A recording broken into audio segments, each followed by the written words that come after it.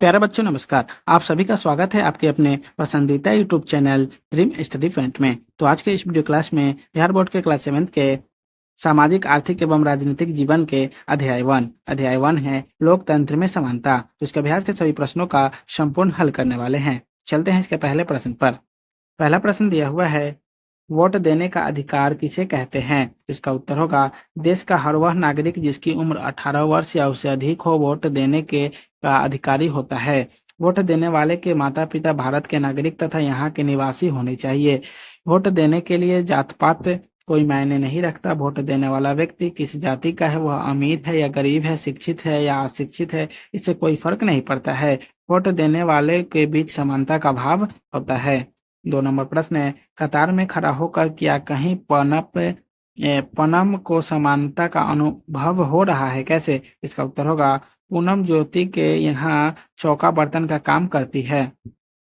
फिर वह वोट देने के लिए लाइन में वह ज्योति से आगे खड़ी थी। वहां उसे किसी ने यह नहीं कहा कि तुम नौकरानी का काम करती हो इसलिए तुम पीछे जाकर खड़ी खड़ी हो। वहां उसे यह भी सुनने को नहीं मिला कि नौकरानी होकर तुम आगे खड़ी हो और तुम्हारी मालकिन तुम्हारे पीछे खड़ी है।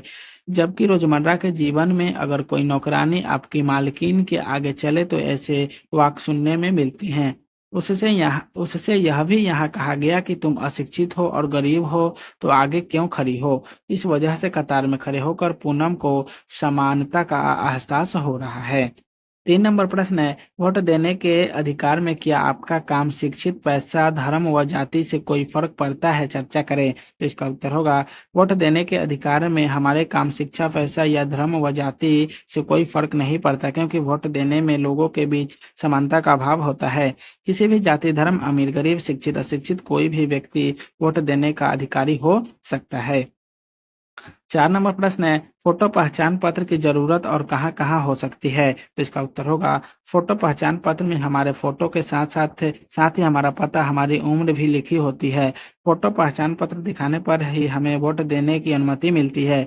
अगर यह हमसे खो जाए तो हमें वोट नहीं देने दिया जाएगा। इसके अलावा फोटो पहचान पत्र की जरूरत हमें राशन कार्ड बनवाते समय, बैंक में खाता खुलवाते समय, पासपोर्ट बनवाते समय, ड्राइविंग लाइसेंस बनवाते समय, किसी भी कानूनी पंजीकरण के समय हमें इसकी आवश्यकता होती है। 5 नंबर प्रश्न है, अब तक रमा स्कूल क्यों नहीं गई? इसका उत्तर होगा, रमा एक गरीब घर की लड़की है। उसकी मां नौकरानी का काम करती है, इसलिए उसकी आमदनी भी कम है। अपनी आर्थिक स्थिति अच्छी नहीं होने के कारण रमा की मां उसे प्राइवेट स्कूल में नहीं पढ़ा सकती और सरकारी स्कूल उसके घर से बहुत दूर है। इसी वजह से रमा अब तक स्कूल नहीं गई। 6 नंबर प्रश्न है, पूनम को असमानता का एहसास क्यों होता है? इसका उत्तर होगा, पूनम को असमानता का एहसास इसलिए होता है क्योंकि चाहकर भी अपनी बेटी को स्कूल नहीं भेज सकती। इसलिए इसी की वजह से सरकारी स्कूल का उसके घर से दूर होना, सरकारी स्कूल घर से दूर होने के कारण प्राइवेट स्कूल में बच्चे को पढ़ाना उसकी मजबूरी है। लेकिन प्राइवेट स्कूल में बच्चे को पढ़ाने के लिए उसके पास पैसे नहीं हैं। 7 नंबर प्रश्न है, आपके आसपास किन-किन प्रकार के स्कूल हैं? तो इसका उत्तर होगा, मेरे आसपास में सरकारी और प्राइवेट दोनों प्रकार के स्कूल हैं, जिनमें कुछ प्राइवेट स्कूल छोटे तो कुछ बहुत बड़े हैं। 8 नंबर प्रश्न है, अच्छा स्कूल आप किसे मानेंगे? आपस में चर्चा करें। तो इसका उत्तर होगा, अच्छा स्कूल वही होता है जहां बच्चों को अच्छे से पढ़ाया जाता है, उसे आगे बढ़ने के लिए प्रोत्साहित किया जाता है। उनके शारीरिक विकास के लिए स्कूल में खेल कूद की भी व्यवस्था उचित होनी चाहिए। बच्चों को एक अच्छा इंसान बनाने में स्कूल की महत्वपूर्ण भूमिका होती है। 9 नंबर प्रश्न है, बाल संसद के लिए चुनाव करवाना क्यों जरूरी है? इसका उत्तर होगा, बाल संसद में चुनाव करवाने से बच्चों को आपस में मत का प्रयोग करने का मौका मिलता है। उनमें अपने अधिकारों का, कर्तव्यों के बारे में जागरूकता आएगी। उनमें निर्णय करने की क्षमता का विकास होगा और उन्हें अपनी इच्छा से अपनी प्रतिनिधि चुनने का मौका मिलेगा। 10 नंबर प्रश्न है, यदि शिक्षक द्वारा प्रतिनिधि मनोनीत कर दिया जाए तो क्या फर्क पड़ता है? इसका उत्तर होगा, यदि शिक्षक द्वारा प्रतिनिधि मनोनीत कर दिया जाए तो बच्चों को अपने मतों का प्रयोग करने का मौका नहीं मिलता है। वे अपने पसंद से अपने प्रतिनिधि का चुनाव नहीं कर पाते हैं। उनमें अपने अधिकारों और अपने कर्तव्यों को जानने की जिज्ञासा नहीं होती है और निर्णय करने की क्षमता का विकास नहीं होता है। 11 नंबर प्रश्न है, क्या चुनाव प्रक्रिया में एक व्यक्ति एक मत के सिद्धांत का प्रयोग हुआ है, समझाएं। तो इसका उत्तर होगा हाँ, चुनाव प्रक्रिया में एक व्यक्ति एक मत के सिद्धांत का प्रयोग हुआ है। किसी एक व्यक्ति को एक बार ही मतदान करने का अधिकार दिया गया है। कोई भी व्यक्ति एक ही बार एक ही जगह पर मतदान कर सकता है। कोई व्यक्ति बार बार अलग अलग जगहों पर जाकर मतदान करेगा तो इससे सही प्रतिनिधि का चुनाव नहीं हो पाएगा। 12 नंबर प्रश्न है, एक व्यक्ति एक मत के नियम से क्या लाभ है। इसका उत्तर होगा एक व्यक्ति एक मत के नियम से सबसे बड़ा लाभ यह है कि इससे उसकी सार्थकता साबित होती है। जनता जिसे सबसे अधिक मत देती है वही जनता का प्रतिनिधि बनता है और जनता की तरफ से उसकी मांगों को सरकार के सामने रखता है। 13 नंबर प्रश्न है, आपके विद्यालय में बाल संसद ने क्या काम किया और क्या कर सकती है, अपने राय लिखे। इसका उत्तर होगा बाल संसद ने हमें आचरण में रहना सिखाया। बाल संसद और हम लोगों ने मिलकर स्कूल में फुलवारी लगाई। उन लोगों द्वारा बच्चों के खेलने के लिए झूले लगवाए गए। उन लोगों ने हमारा हक बताया। उन लोगों ने हमें हमारे मत के महत्व के बारे में बताया। 14 नंबर प्रश्न है, दक्षिण अफ्रीका में रेल यात्रा के दौरान गांधी जी की गरिमा को किस प्रकार ठेस पहुंची। इसका उत्तर होगा गांधी जी जब दक्षिण अफ्रीका में गए हुए थे तब वहां रंग भेद चरम पर था। एक बार गांधी जी ट्रेन के द्वारा डबरन से प्रिटोरिया जा रहे थे। उसके पास प्रथम श्रेणी का टिकट था और वे प्रथम श्रेणी में यात्रा कर रहे थे। ट्रेन के मारिट्जबर्ग पहुंचने पर कुछ रेल कर्मचारी उस डिब्बे में आए जिससे गांधी जी यात्रा कर रहे थे।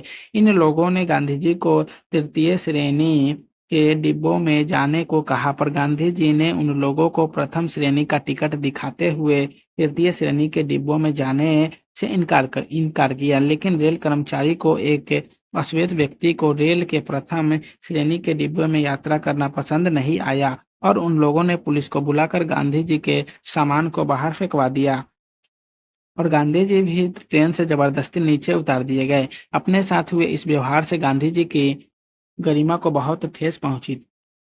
15 नंबर प्रश्न है, आप बीती के लेखक को अपने संबंधी के यहाँ किन किन बातों से ठेस पहुंची होगी, चर्चा करें। तो इसका उत्तर होगा आप बीती के लेखक के साधारण परिवार से ताल्लुक रखते हैं। एक बार उन्हें अपने निकट के संबंधी के यहाँ एक विवाहित समारोह में शामिल होने जाना था। उनके रिश्तेदार आर्थिक रूप से काफी संपन्न थे।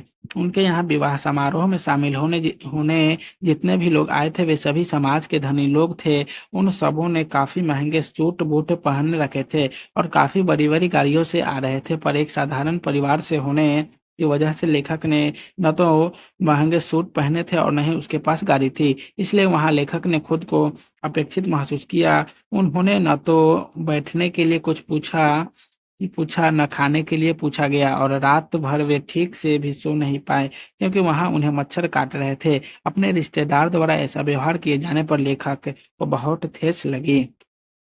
16 नंबर प्रश्न है, क्या आपके साथ ऐसी कोई घटना हुई है जिस समय आपकी गरिमा को ठेस पहुंची है। तो इसका उत्तर होगा हाँ, मेरे साथ एक ऐसी घटना हुई है जब मेरी गरिमा को ठेस पहुंची थी। एक बार मैं अपने एक रिश्तेदार के घर जन्मदिन के समारोह में शामिल होने गई थी। मेरे रिश्तेदार भी आर्थिक रूप से संपन्न और मैं एक साधारण परिवार से हूँ। उनके घर जाने पर मुझे भी यह महसूस हुआ कि वे लोग अपने बराबरी वाले लोगों के साथ जैसा व्यवहार कर रहे थे, हमारे साथ उनका ऐसा व्यवहार नहीं था।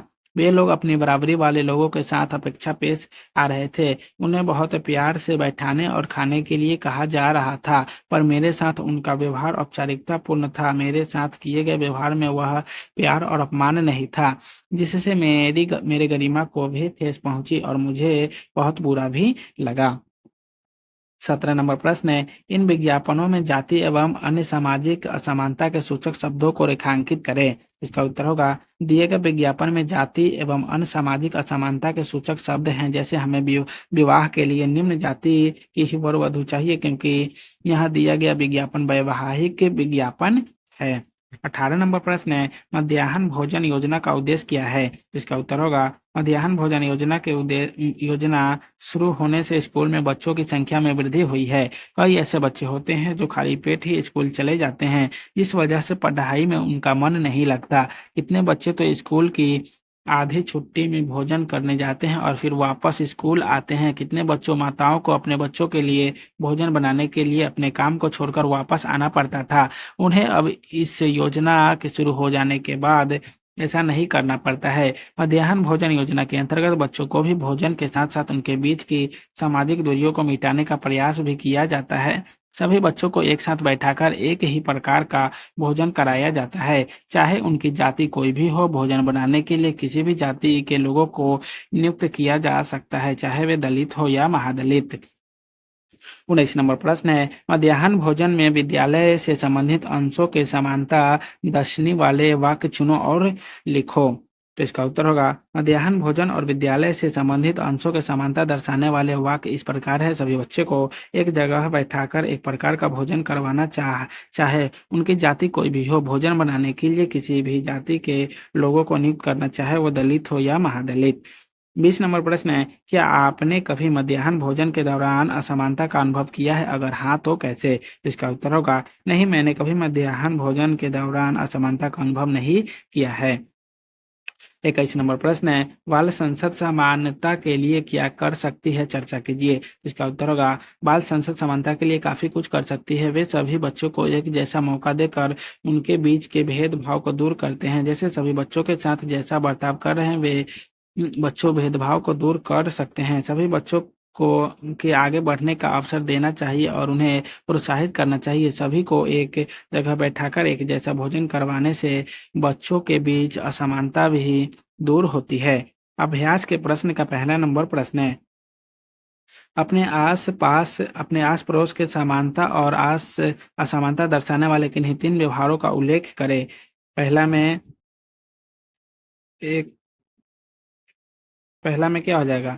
समानता का व्यवहार। पहला में क्या हो जाएगा? समानता का व्यवहार। तो इसका हो जाएगा मतदान। पहला में मतदान हो जाएगा। दूसरा, एक ही स्कूल में विभिन्न संप्रदाय से आए बच्चों का एक साथ पढ़ना। और तीसरा में हो जाएगा, किसी जगह सभी जातियों के लोगों को एक साथ काम करना। और दूसरा में क्या बताना है? असमानता का व्यवहार। तो असमानता के व्यवहार में पहला क्या हो जाएगा? घर में नौकरों के साथ किया गया दुर्व्यवहार। और दूसरा, नौकरी के लिए नौकरी के आवेदन में किसी खास वर्ग के लोगों को प्राधान्यता देना। और तीसरा, दलितों के साथ छुआछूत का व्यवहार। 2 नंबर प्रश्न है, क्या आपने कभी किसी के साथ असमानता व्यवहार किया है? यदि हाँ तो कब और क्यों? इसका उत्तर होगा, नहीं, मैंने कभी किसी के साथ असमानता का व्यवहार नहीं किया है। हम सभी बच्चे स्कूल में बैठकर एक साथ अपना लंच करते हैं, एक साथ खेलते हैं, एक साथ एक ही छत के नीचे बैठकर पढ़ाई करते हैं। पर उस वक्त हम यही नहीं सोचते कि हमारी जाति अलग है, क्योंकि जात पात भगवान द्वारा नहीं, हम इंसान के द्वारा बनाया गया है। और कोई भी इंसान अपनी जाति से नहीं, अपने कर्मों से बड़ा बनता है। 3 नंबर प्रश्न है, क्या आपको किसी के व्यवहार से ठेस पहुंची है? तो इसका उत्तर, हाँ, मैं एक बार अपने एक रिश्तेदार के घर किसी समारोह में शामिल होने गई थी। वे लोग आर्थिक रूप से काफी संपन्न थे, पर हमारा परिवार एक साधारण परिवार है। उनके घर जाने पर मुझे ऐसा महसूस हुआ कि उनका व्यवहार हमारे लिए वैसा नहीं था जैसा अन्य लोगों के साथ था। वे लोग हमारे साथ एक औपचारिकता पूर्ण व्यवहार निभा रहे थे। हमारे लिए उनके व्यवहार में अपनापन नहीं था। उनके इस व्यवहार से मुझे बहुत ठेस पहुंची। 4 नंबर का प्रश्न दिया हुआ है, यदि आप रोजा पार्क्स की जगह दक्षिण अफ्रीका में रहते तो क्या करते?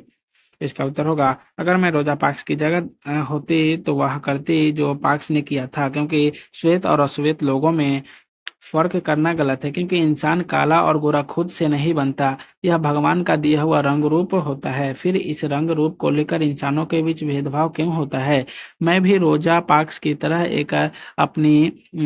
अपनी जगह उस श्वेत व्यक्ति को नहीं देती, क्योंकि जिस तरह से वह व्यक्ति काम करके थका था, उसी तरह रोजा पार्क्स भी काम करके थकी हुई थी, और फिर वह बस में चढ़ी भी पहले थी। 5 नंबर प्रश्न है, क्या कभी आपने पंक्ति में खड़े लोगों के बाद में आने के बावजूद आगे होने का प्रयास किया है? यदि हाँ तो क्यों? इसका उत्तर होगा, नहीं, मैं बाद में आने के बावजूद पंक्ति में आगे खड़े होने की कोशिश नहीं की, क्योंकि यह गलत होता है। जो लोग हमसे पहले से पंक्ति में खड़े हैं, उनका काम पहले होना चाहिए। हो सकता है किसी व्यक्ति के लिए कोई काम कराना बहुत जरूरी हो, पर हमारे बीच में आ जाने से उनका काम देर से हो और उन्हें कुछ नुकसान हो जाए। 6 नंबर प्रश्न है, असमानता के कई रूप हैं, यह कैसे कह सकते हैं? इसका उत्तर होगा असमानता के कई रूप होते हैं। समाज में हम इन्हें विभिन्न रूपों में देखते हैं, जैसे विवाह के संदर्भ में दिए गए विज्ञापन में जाति प्रधानता का प्रमुख होना, किसी नौकरी के आवेदन में किसी खास वर्ग के प्रधानता देना, अमीर घर के बच्चे द्वारा गरीब बच्चों के साथ किया गया व्यवहार, दलित के साथ किया गया छुआछूत का भेदभाव, उच्च जाति वाले निम्न जाति वालों के साथ किया गया व्यवहार, निम्न जाति वालों के लिए किया गया आरक्षण की मांग।